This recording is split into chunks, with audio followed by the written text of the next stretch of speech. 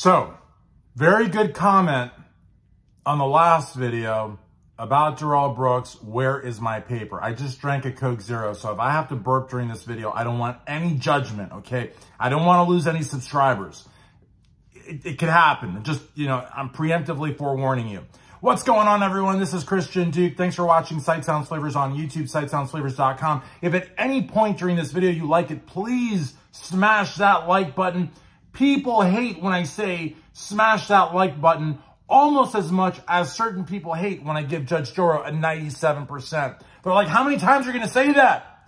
Anyways, please smash that like button. Please subscribe, ring that bell for notifications so you won't miss a single video. Share the video. That doesn't mean download it and re-upload it as your own. It means copy the URL and share it on your social media platforms. And please, above all else, please leave a comment down below because I live for your comments. And in fact, today's video is about one of your amazing comments. And it is, how could Darrell Brooks Jr. be taken seriously when he didn't even have a pen? I mean, I don't have a pen here to, man, how do I not have a pen? Do I not have a pen here? Well, I've got this. So, what's this for? Hold on, let me see. Bee removal at Willie the Bee something. Oh, WillieTheBeeman.com. All right. So he does, this is, I don't know how I got this pen, but he does bee removal. In any event, so basically, Darrell did not have a pen like this. He basically, you have to like take this whole plastic out, and he actually only had that inside little like plastic thing with ink. Oh my gosh, I'm so sorry. That's disgusting. But I told you it could happen. But so he only had that little plastic thing. So, here he is with all this sovereign citizen stuff. And there was another comment that was really good where somebody pointed out that they had watched an interview with Erica, which I think would have had to have been the Norman Nick show, because I think that's the only interview she's ever done. She might have done more. That's the only one that I've ever seen. If she's done more, leave it down below in the comments. But where they asked, if Darrell was into sovereign citizen stuff before the trial. And, obviously I would have thought no. I mean, he's like, a rapper and, talking about, bees and, bees and H's and stuff like that kind of vernacular, you know what I mean? Not, is this lawful law or, I'm the straw man or stuff like that. Wow. That was unexpected. But the point is that, imagine him, with all his like duty boxes, and all of these papers and of course the good Lord's book. And he's got this whole setup, you know what I mean? And then of course, I'm talking about the days when he's in the jacket and the suit. And by the way, guys, please stop. Please, I'm serious. Stop asking me about the Darrell Brooks collection. There is no Darrell Brooks collection. Every suit, every shirt, every tie came from the Waukesha County Jail. He did not own this clothing. And other comments have said that, and I don't know if this is true, but the clothing actually belongs to deceased people, that funeral homes donated to the prison. I don't know if that's true. If you do, leave a comment down below. That's also very interesting. But where I'm getting at with this whole buildup is that, when he wanted to look dapper, he wanted to look GQ, he wanted to look like he was really on the ball, you know what I mean? And there were moments where, maybe he had a little chuckle with the prosecution.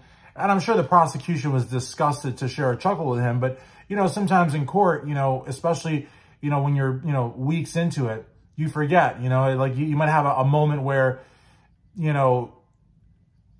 I don't know, just like a moment where people just let their guard down or something, and maybe, they were laughing because, they saw that he was going to go to jail for 1 million years and he was an idiot, but it doesn't matter what they thought, what he thought. The fact is they shared a chuckle. So during those very, very brief moments when Darrell really thought that he was actually a lawyer or actually, had a shot of walking away, I'm talking about like a split second where, he's in his suit, his table's got all the stuff, all the boxes, all the files, he shares a chuckle with the prosecution. Maybe that day he's getting along with the judge, or not that day, but more like that minute or that second, because he didn't get along with the judge or anybody for a full day. But with all those things going on, maybe he felt like, I'm going to win. And then he looks down and he's got a little plastic, like mini straw with the ink at the end. And I think that probably just brought him right back to like, you're an inmate. You're shackled underneath the curtain of this table. These bailiffs here, they're not here to protect you. They're here to take you right back to jail. You're going to eat, some white bread and a slice of ham in the middle, maybe cheese if you're lucky. That's your lunch. And you're going to be carted back to prison, back to your cell, back to eating, SOS and whatever slop else they give you. You're not a free man. You're going to pay for what you did.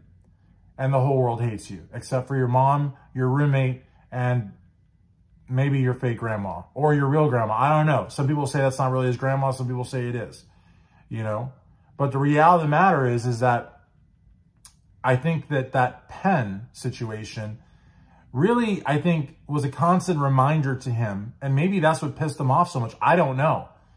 I mean, the fact that he could not use an actual pen. I mean, when you think about it, they gave him the clothing to look like he wasn't an inmate if he so chose, because sometimes, he'd have a hissy fit and he'd have to be in there in his orange jumpsuit or whatever, his orange t-shirt.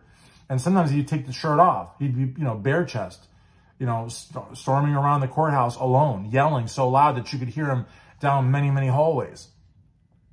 Again, his choice. But the reality of the matter, though, is that, we didn't see the chains. We didn't see the shackles. We didn't see him in the holding cell. But what we did see was him holding this little piece of plastic, which I don't even know how he was able to write with it. And I don't know, like they wouldn't give him a pencil, I guess, because that could be used. You got to realize that it could have been used as a weapon. You know what I mean? So they're not going to give him a pencil. They're not going to give him this pen. They're not going to give him, a Mount Blanc or anything like that. They're going to give him whatever he needs to write. And if they could have given him less than that, they probably would have. If they could have, so again, and to me, it's like, and I wonder if they had a lot of those available. I wonder if that's the norm for defendant pro se litigants, or if they just literally had to crack a pen open and give them what was inside. Imagine if that piece of plastic didn't work. I mean, where are they going to find another piece of plastic like it to give him? Unless that's the protocol. If anybody works in corrections, and that's something you can share. I don't want you to lose your job. And I don't know, like, if you're able to talk about it or not, but I figure if it was on TV and it was all over the internet, then I mean, the cat's out of the bag, right? But I guess my question would be, was that done just for Darrell, or is that the norm across the board? So then again, I don't know how many defendants actually represent themselves, because it's a really bad move.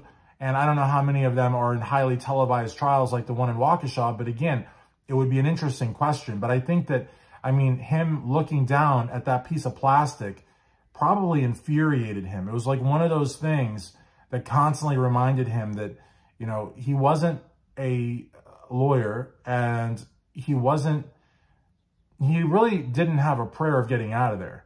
You know what I mean? But there were moments, though. There were like seconds. I don't know if you guys know what I'm talking about. I would have to pull the clips. And, one thing about what I do, I'm not big on, sharing a bunch of trial footage. And it's totally cool to do it. It's totally fair use. And there's nothing wrong with it. It's just not my style. I rather talk and react and get your comments and make videos based off your comments. And I don't know if there's a lot of other channels that are doing that. And I'm not trying to pat myself on the back by any means. I'm just telling you how I operate. So, hopefully you guys know what I'm talking about. But there were moments during the trial where I think, everybody kind of let their guard down a little bit, maybe had a chuckle over something, trivial. And during those very, very brief moments, I think that he forgot where he was at. And then to look down and see that he didn't even get to use an actual pen, I think it just brought it all back into perspective, and it just pissed him off. And I don't even like to use that expression. I can't think of a better expression. So in any event, if you liked this video at any point in time, I hope you gave it a thumbs up. I hope you've subscribed to the channel. A lot of you, according to my analytics, are not subscribed. So you're like either clicking on the videos or typing in my channel, but you really, I think another burp's going to happen. I'm so sorry, but you really should subscribe. That wasn't so bad. And I could cover my mouth. I'm not trying to be funny by burping, but these are things that, people need to understand. Like, when you're making a video and you're going on 10 minutes and you just, like literally just drank a Coke Zero. This video is not sponsored by Coke Zero, but that is the best calorie-free soda there is. And it is truly zero. Diet Mountain Dew's actually got calories. It's got 0.4 calories. But that's why if you drink the 16 ounce, it actually shows calories. I think it's 10 or something like that. So I'm just saying. But Pepsi Max is pretty good too. Just saying. But yeah, you drink one of those before making a 10-minute video. It's going to happen. You know what I mean? But at least I'm not cutting the cheese, right? I mean, because that would be kind of disgusting. But, you know, I guess burping would be too. It's subjective. It's subjective. What's more disgusting, burping or farting? I mean, I would say farting. But I don't know. Like, some people have burped before, and it's got kind of like this, like bologna type scent to it, and that's gross. I mean, and I hope you never experience that. But if somebody burps, and my burps fortunately don't smell like bologna because I'm vegetarian, I don't eat bologna. But that's just a nasty kind of burp. That's the kind of burp that makes you want to throw up. Fortunately, I don't do that. But I'm also by myself. I mean, you can't, there's no way, I don't think. I mean, maybe one day technology will be able to allow that to happen, but I don't think so. So I think we're safe. But I do apologize for it. It is kind of funny to talk about the burp though, to be honest with you, but I wasn't laughing when I burped. I was just burping. So in any event, I hope you enjoyed this video. I hope that you will subscribe, ring that bell for notifications, give it a thumbs up, leave a comment, share, and I'll see you for the next one. And always remember, Darrell Brooks didn't get to use an actual pen.